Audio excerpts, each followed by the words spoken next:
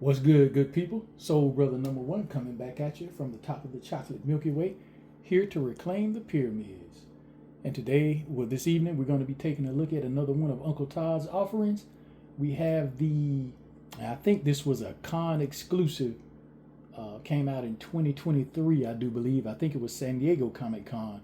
Gold label Batman Knightfall 30th anniversary. And as always, first we're going to take a look at packaging. This is different than the regular. I'm pretty sure you know, and it's different from the standard McFarlane DC Multiverse packaging. I'm thinking because since this was a exclusive, you get all the extras going on here. You got this box is a slipcase. You got gold label DC, the Batman logo. Batman says Batman Knightfall 30th anniversary. McFarlane Toys. On the back, got the same thing that I just said to you. Authenticated limited edition on the bottom. My bad. That's the side. Nothing on this side. On the back, you have a picture of, I forget what issue it was, but this is, as you can see, this is the cover of the issue where Bane broke Batman's back. And you got the DC logo on the front. I did say this was a slipcase. So we're just gonna take that out like so. And as you can tell, the figure was in here. And so, as always, taking a look at the accessories. Just gonna have to get this up out of here.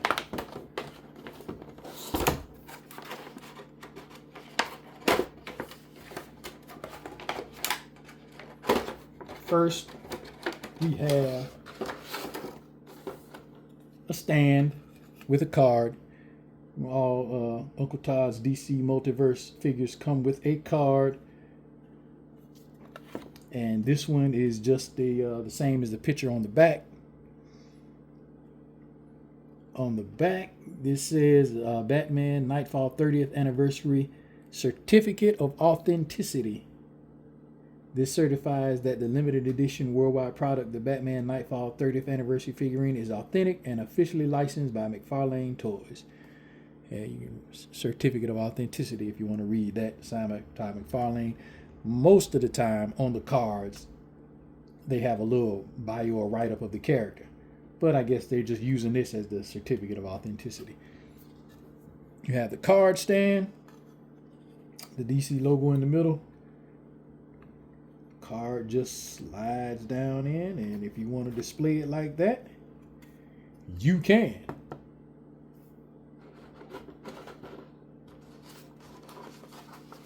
We get the figure stand, as with all Uncle Todd's DC Multiverse figures. This one, though, has a design on it. The Batman logo with the Batman going across it. That's pretty cool. And it also comes with 2 extra hands and a batarang.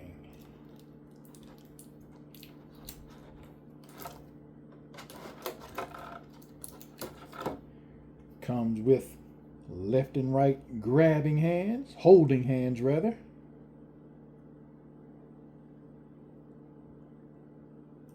No detail on them, just blue.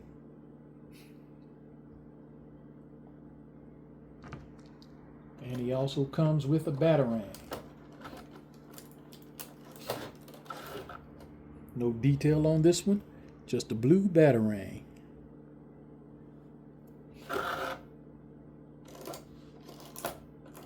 And these are going back in the display case. Now to take a look at the figure. And as I've said before, in the beginning, when Todd was first releasing these DC Multiverse figures, he had a lot of hit and miss figures, more on the miss side than hits. As a matter of fact, the first Batman he released, I don't have because I just think it was butt ugly. And Batman is my favorite character of all time, period. Batman may be my favorite fictional character of all time. Not just comic book character, my favorite fictional character. But with time, I guess he course corrected. And we got one of the, like I say, he had near misses and he had hits. This is a hit. This is pretty much, I won't say perfect, but it's pretty close. This looks like it could come straight off the comic page of the Silver/Bronze Age Batman. And if you can see, he has what they call cell shading on his cowl, a little on his neck. He has some on the trunks there a little bit. And I think that's about all where they have it. But if you read comic books, and you read them back in the day, you saw when they drew Batman, it was always, especially if he was in the blue cowl, he had that little dark shading around his this particular part of his head right here, and the trunks. So this is for comic accuracy. This is spot on. The utility belt, it isn't the pouches, it's the capsules, which is spot on for the time. He has the yellow oval with the bat on the inside, and this is raised. This is not painted on. This is a raised detail on there. Now, as far as articulation goes, the head goes up that far, goes down that much. Of course, you get the 360.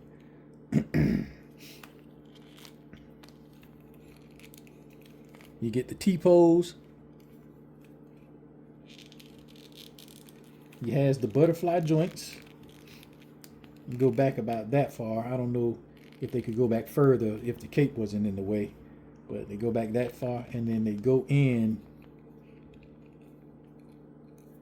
about, they don't go in too far for them to be butterfly joints.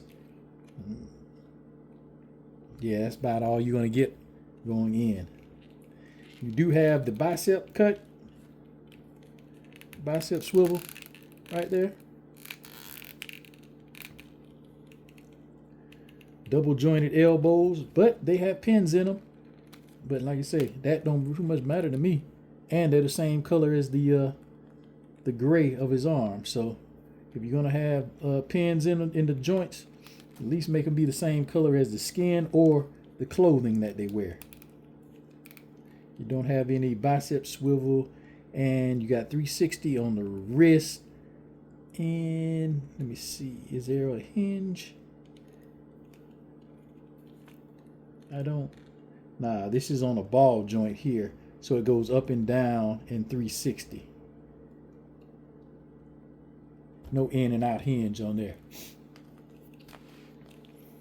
You get the diaphragm cut.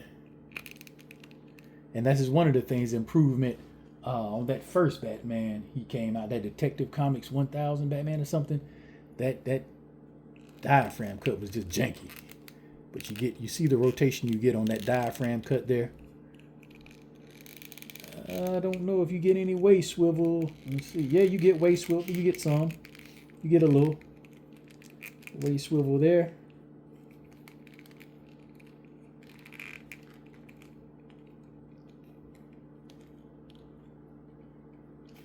You're gonna have legs leg can kick 90, but you don't want to keep it in that position because it will bend the rubber or the plastic of the trunks. But it can kick 90. It's not gonna go back. It goes out to the side like that. No thigh cut. If there was one thing gripe I would have about McFarlane figures is they don't have a thigh cut. But like you say, you see the figure, so it's not a deal breaker. You do have the double jointed knees, but they are pinned, which is, like I say, no big deal to me. That's how much range you get on that. Let's see, do we get the Van Dam? Oh yeah, we can get the Van Dam. You get the Van Damme.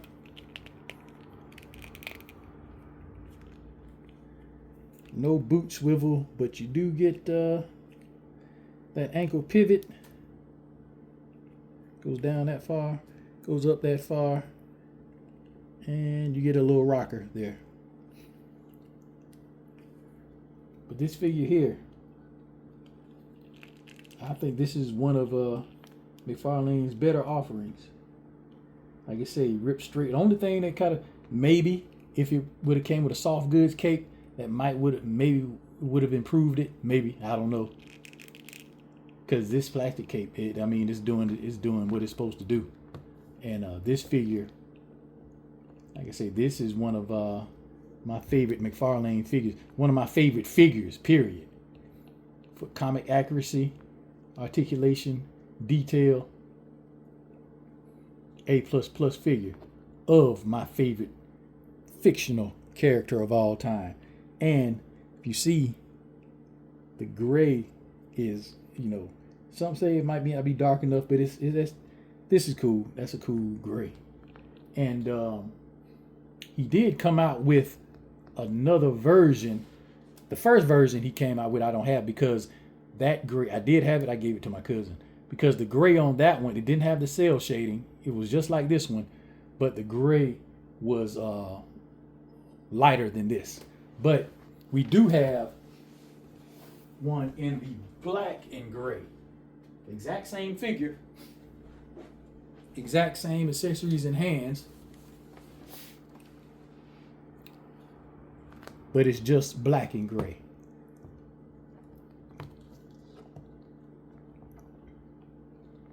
So it just depends on what your flavor is. If you like the old school traditional blue and gray, and I think the grays, let's see, the gray on this one might be a little darker. I'm not sure. They might be about the same, but everything else is the same. Cape, everything. It's just that this is black and gray, that's blue and gray. It's pretty much the same figure, but when it's Batman and it's the colored variation, I don't mind. But that other one, I had the other one. That other one next to these was just too light. That gray was too light on the first one he came out with. Somebody must have told him about it. Say, hey man, fix that. But yeah, this is these are two of the hits from Todd McFarlane's DC Multiverse line. Very pleased with these figures. And it's Batman. Did I say that before? It's Batman. Come on now. It's Batman. And that is my review of the, I think, San Diego Comic-Con Batman Knightfall 30th Anniversary DC Multiverse figure. And remember, put a glide in your stride, a dip in your hip, and let's all wait on the mothership. Y'all be easy.